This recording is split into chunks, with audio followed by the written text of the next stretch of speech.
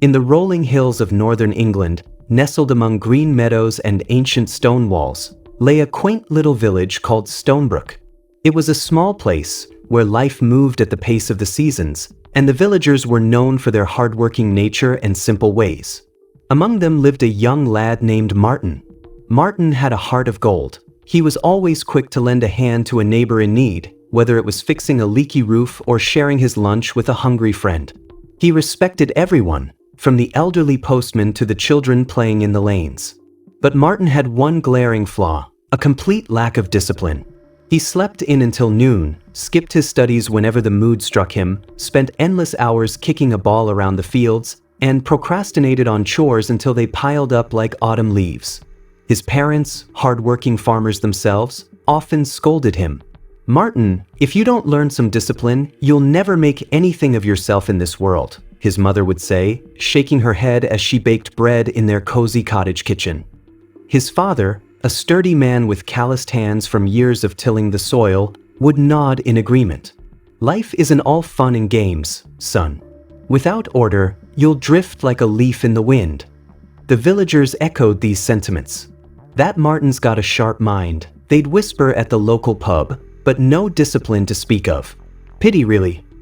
Martin brushed it all off with a laugh. He thought life was meant to be lived freely, on his own terms. "Discipline? That's just chains holding you back," he'd tell himself. Little did he know that a lack of it could become the heaviest chain of all, weighing down dreams and potential. In Stonebrook, there lived an elderly wise man named Elder Harold. He was a retired schoolmaster, renowned for his knowledge and unyielding routine. With his neatly trimmed white beard, simple woolen coat, and a walking stick carved from local oak, he embodied simplicity and wisdom. The villagers held him in high regard, often seeking his advice on matters big and small. One crisp afternoon, Martin, exhausted from a raucous game of football with his mates, slumped under the shade of an old elm tree near the village green. From there, he overheard Elder Harold teaching a group of children under the open sky. "Remember, young ones," Harold's voice boomed gently, "discipline is the greatest strength a person can possess. It turns ordinary folk into extraordinary achievers." Martin's ears perked up. Discipline as the greatest strength? Greater than muscle, money, or even cleverness? Intrigued, he waited until the lesson ended and approached the elder. "Elder Harold, sir," he said tentatively, "is discipline really that important? Can't a person succeed without it?" Harold smiled warmly, his eyes twinkling with insight.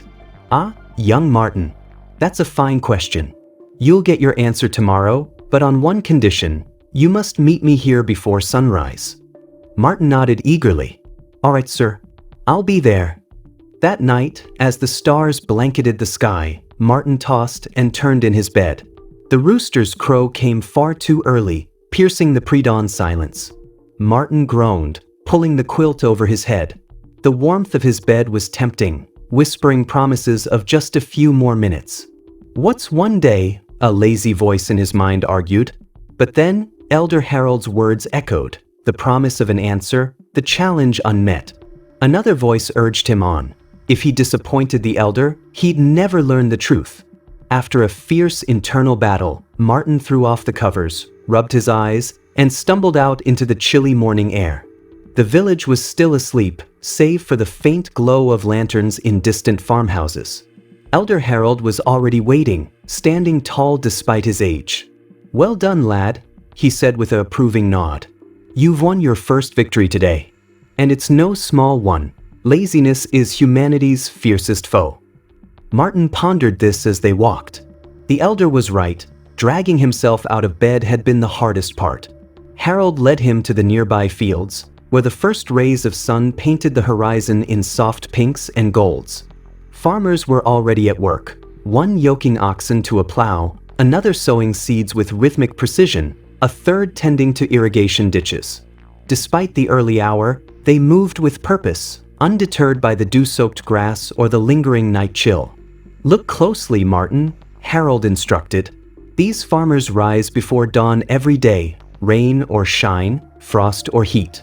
If they slacked off even once, their crops could fail and their families would suffer. Discipline is their safeguard, the key to their harvest success.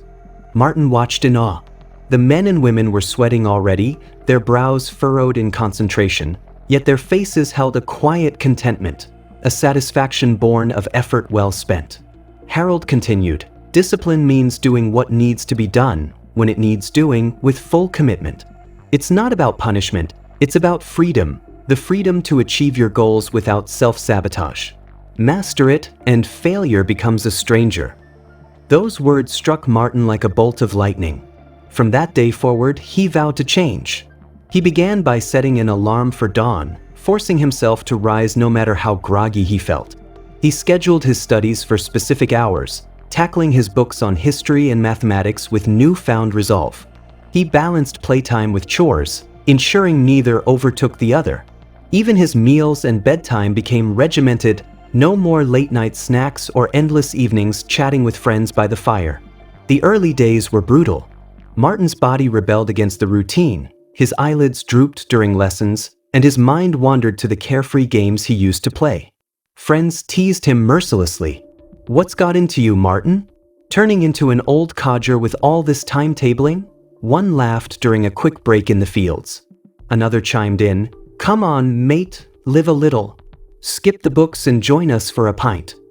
Anger bubbled up inside Martin at times, and doubt crept in like fog over the moors. Why bother, he'd think, staring at his untouched homework. But Elder Harold's wisdom anchored him. Discipline is conquering hardships. Defeat yourself, and no external force can touch you. To bolster his resolve, Martin sought more guidance from Harold. They met weekly under the elm tree, where the elder shared stories of great figures from history, explorers like Captain Cook, who navigated treacherous seas through disciplined planning, inventors like Thomas Edison, whose relentless routines led to breakthroughs, even local legends of Stonebrook farmers who turned barren land fertile through sheer persistence. "Think of a river, lad," Harold would say. "It carves through rock not by force, but by steady flow. Discipline is that flow, daily drops that erode obstacles over time." As weeks turned to months, Martin faced tests that pushed his limits. One stormy winter morning, with snow blanketing the ground and winds howling like wolves, he nearly succumbed to the temptation of staying indoors. The fire crackled invitingly, and his bed called like a siren. But he remembered the farmers in the fields, braving worse for their livelihood. Bundled in his coat, he trudged out to help his father with the livestock, mucking stalls and feeding hay until his fingers numbed. That evening, as he thawed by the hearth, a sense of pride warmed him more than any flame. Social pressures mounted too. His best friend, Tommy, organized a late-night gathering at the village hall for storytelling and games. "It'll be brilliant, Martin. Just this once," Tommy pleaded. Martin's heart ached. He missed the spontaneity. But he politely declined, opting instead for an early night to prepare for his exams. The next day, while Tommy nursed a headache, Martin aced a quiz on literature, earning praise from the schoolmaster. Small victories like these accumulated, building his confidence. Gradually, discipline wove itself into Martin's fabric.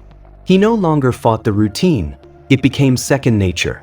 His grades soared, turning him from a middling student into the top of his class.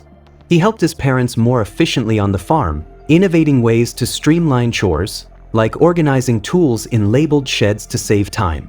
Even his football games improved. With balanced practice, he became a sharper player, leading his team to victory in the county tournament. Word spread through Stonebrook. The boy once dismissed as lazy was now admired.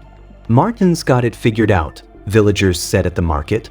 "It's not just his smarts, it's that ironclad discipline." Parents pointed him out to their children as an example. "See how Martin's turned things around? That's what sticking to a plan can do." Martin began tutoring younger kids in the evenings, sharing the lessons he'd learned. He'd gather them under the same elm tree, echoing Harold's teachings. Discipline isn't a burden, it's your superpower. One fateful afternoon, years later, Elder Harold summoned Martin to his modest cottage. The elder, now frielier but no less sharp, sat by the window overlooking the fields. "My boy," he said, his voice steady, "I'm proud of you. You've won the greatest battle of all, against laziness and disorder." Martin, now a young man with a purposeful stride and clear eyes, bowed his head humbly. "It's all thanks to you, sir. Without your guidance, I'd still be lost." Harold chuckled softly. "Nonsense, lad. Discipline can't be gifted. It must be forged within. I merely showed the path. You walked it, step by step, through mud and storm." As they shared tea, Martin reflected on his journey. The village boy who once rebelled against rules had become a pillar of the community, inspiring others to embrace order in their lives. Stonebrook flourished a little brighter because of it, proving that discipline, indeed, transforms the ordinary into the extraordinary. In the end, Martin's story became a local legend, passed down like folklore. Children whispered it during playtime, farmers nodded to it over fences, and even the winds seemed to carry its message across the hills. In a world full of distractions, discipline is the quiet force that builds empires, one disciplined day at a time.